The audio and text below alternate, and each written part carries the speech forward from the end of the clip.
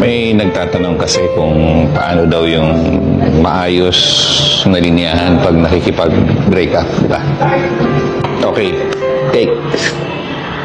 Okay, bago mo ko kalimutan, may gusto lang akong sabihin sa'yo. Hindi ako nagsisisi na nakilala kita. Hindi rin ako nagsisisi na naging parte ka ng buhay ko. At higit sa lahat, hindi ko pinagsisisihan na minahal kita.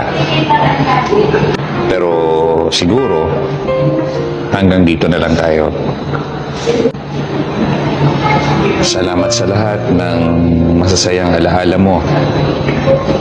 Mag-ingat ka palagi, ha? I wish you all the best.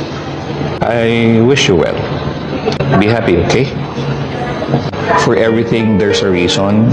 Sana maintindihan mo lahat ng ito.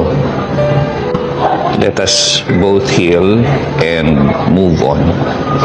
Again, thank you. And I'm grateful to have met you.